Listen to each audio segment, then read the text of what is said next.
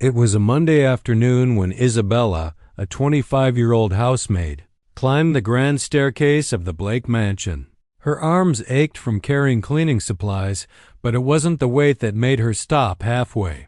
It was the piercing sound that echoed through the hall's two baby girls crying so loudly, so desperately, that the very walls seemed to tremble. For 3 endless weeks, Isabella had worked here, and every day was the same. The twin daughters of billionaire widower Alexander Blake cried for hours, never calming down, never sleeping. Doctors came and left, nurses tried and failed, and yet nothing helped. But Isabella carried a secret, one that no one in the mansion knew, and what she was about to do would change everything, not just for the babies, but for Alexander himself. Alexander Blake, 34, once the image of power and control in the business world, now looked like a broken man. His sharp suits were wrinkled, his eyes carried dark circles, and his confident stride had been replaced by the heavy walk of exhaustion. He stood in the nursery, rocking one of his daughters, Emma, while little Grace wailed in the crib. His voice cracked as he whispered, "Daddy doesn't know what to do anymore, my loves. I'd give everything I have just to see you sleep." From the hallway, Isabella watched quietly, her heart twisting. She knew that pain. A year ago, she had lost her own unborn child at 4 months. That wound never healed. And now, seeing this man wealthy, powerful, but utterly helpless, she felt something deep stirring inside her. She took a step closer, but stopped. Alexander had made it clear. No one touched his daughters except the doctor. Yet as the twins cried harder, Isabella felt her hands trembling with an urge she could no longer ignore. And in that moment, she wondered, what if she could help where everyone else had failed? Alexander Blake, 34, once the image of power and control in the business world, now looked like a broken man. His sharp suits were wrinkled, his eyes carried dark circles, and his confident stride had been replaced by the heavy walk of exhaustion. He stood in the nursery, rocking one of his daughters, Emma, while little Grace wailed in the crib. His voice cracked as he whispered, "Daddy doesn't know what to do anymore, my loves. I'd give everything I have just to see you sleep." From the hallway, Isabella watched quietly, her heart twisting. She knew that pain. A year ago, she had lost her own unborn child at 4 months. That wound never healed. And now, seeing this man wealthy, powerful, but utterly helpless, she felt something deep stirring inside her. She took a step closer, but stopped. Alexander had made it clear. No one touched his daughters except the doctor. Yet as the twins cried harder, Isabella felt her hands trembling with an urge she could no longer ignore. And in that moment, she wondered, what if she could help where everyone else had failed? The clock struck 3 in the afternoon when Alexander lost control. He stormed out of the mansion with the twins strapped into their strollers, his voice echoing through the marble halls. "I'm taking them back to the hospital. I don't care what the doctors say." The heavy iron gates closed behind him, and at last, silence fell over the house.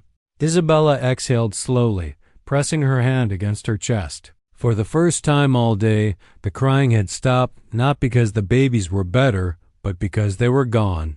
She finished wiping the staircase and, almost without thinking, walked toward the forbidden nursery.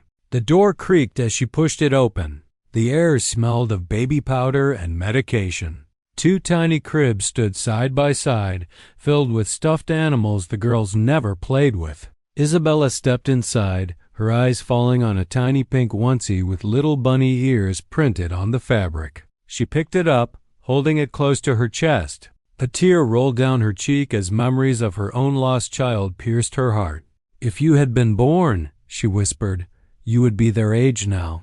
And in that quiet, empty nursery, Isabella made a silent promise. She would not let these babies suffer, not if she could help it. But she didn't yet know that this promise would put her directly in the path of a powerful enemy. An hour later, the sound of the gates clanging open shook Isabella out of her thoughts. Alexander was back. She rushed out of the nursery, but in her haste, her foot caught the edge of a dresser. A glass perfume bottle fell to the floor and shattered. "Oh no," she gasped, kneeling to gather the shards just as Alexander entered, carrying Emma in his arms. The baby's tiny fists were clenched, her face red from endless crying. "Daddy's here. Daddy's here," Alexander murmured, though his trembling hands betrayed his despair. Grace screamed in the stroller, her cries so sharp they pierced the air.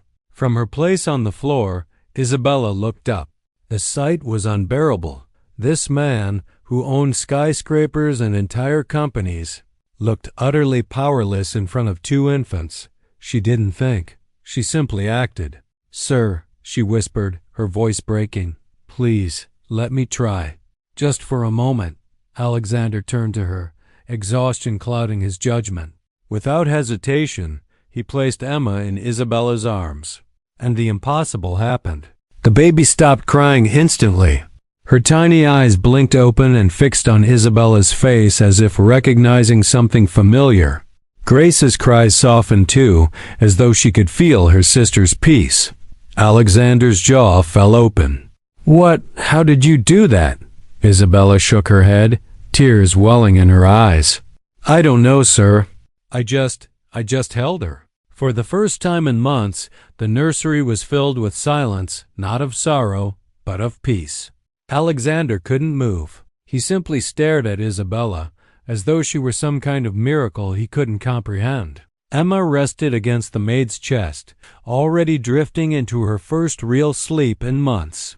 Meanwhile, Grace stretched out her tiny arms, whining softly as if begging for the same comfort. Almost in a trance, Alexander lifted Grace and handed her carefully to Isabella. The second twin nestled into her other arm, and just like her sister, she too fell silent. The sight was almost holy. Two babies who had been screaming for weeks lay peacefully asleep in the arms of a woman who wasn't a nurse, wasn't a doctor, wasn't family, just a maid. From the doorway, Sulin, the longtime housekeeper, gasped, her hand flying to her chest. "My God, I've never seen this before, not once." Alexander's lips trembled. His voice came out in a whisper, almost afraid of breaking the fragile moment. "For 3 months. I've spent everything I have on specialists, and you just held them." Isabella's eyes filled with tears as she rocked the girls gently. "They don't need medicine, Mr. Blake. They just need love. But peace never lasts long in a house full of secrets." At that very instant, footsteps echoed up the staircase sharp, confident steps that made everyone's heart freeze. "Alexander," a woman's voice called. "I came to check on the girls." Dr. Cassandra Monroe, the family's pediatrician, entered the nursery. Her perfect white coat gleamed, her posture rigid, her eyes sharp. But the moment she saw Isabella holding the babies, both asleep, her smile faltered. Something dangerous flickered behind her gaze. "Alexander, what is this?" Dr. Cassandra's voice was calm, but her eyes betrayed a storm. For 3 long years she had been close to the Blake family, building her reputation as their savior, waiting for the right moment to step closer to the widower she secretly desired. And now, in front of her, a simple maid had accomplished what she could not. "They're asleep, Cassandra," Alexander whispered, almost in awe. "For the first time in months. They're finally sleeping." The doctor froze, her smile tight, forced. "And you let her hold them?" She glanced at Isabella as though she were filth. "She didn't hurt them," Alexander defended. "She calmed them." "Look for yourself." Cassandra's jaw clenched. She stepped closer, her eyes narrowing at Isabella, who instinctively held the babies tighter. The doctor's voice was coated in fake sweetness. "Mr. Blake, premature infants are extremely delicate.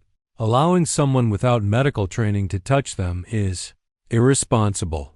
"But they're at peace now," Sulin interjected softly. Cassandra ignored her. She pulled Alexander by the arm and whispered harshly, just out of Isabella's earshot. "Do you even know this woman's background? What germs she carries from cleaning? Do you realize how dangerous this is? She could infect them, or worse." Alexander hesitated. The exhaustion in his eyes made him vulnerable. Cassandra's words planted seeds of doubt. Inside, Isabella's heart sank. She knew she had done nothing wrong, yet the icy glare of the doctor told her this miracle would not be allowed to last. And as Cassandra reached into her pristine white bag, Isabella felt a shiver run down her spine. Something about the way the doctor moved didn't feel right. "Now, if you'll excuse me," Cassandra said with that same tight smile, pulling out 2 small syringes from her bag. "I'll administer the medication. It's the safest way to keep them calm." Sulin frowned. "But doctor, they're already calm. Look at them." "That's precisely why it's the best moment," Cassandra snapped, her voice colder this time. "They won't even notice the injection." Isabella's arms tightened protectively around the twins. Every instinct in her body screamed no. She didn't have medical training, but something about Cassandra's insistence felt wrong, almost threatening. Alexander rubbed his forehead, torn between the peace he saw in front of him and the authority of the doctor he had trusted for years. Finally, with a weary sigh, he nodded. "Renata, sorry, Isabella, please, hand them over." The maid's heart cracked. Slowly, she placed Emma back in her crib, then Grace. Both girls stirred but remained asleep. Cassandra leaned in with her syringes, her eyes glinting with something only Isabella noticed, something far from compassion. Isabella whispered, "Sir, may I say something?"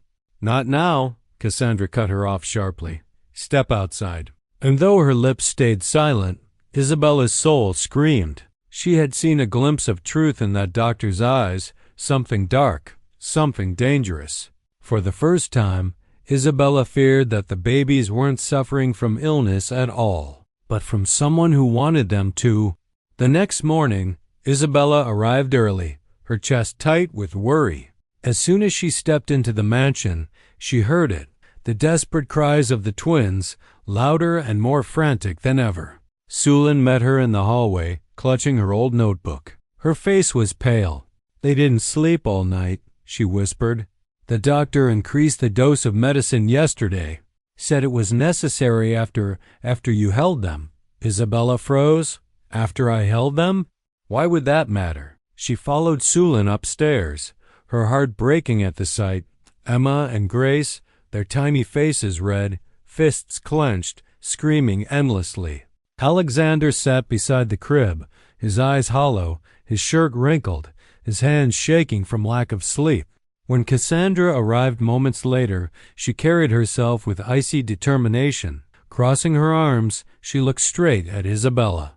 "Let's make something clear," she said in a low, sharp tone. "You will not touch the children again. Do you understand?" "But I didn't."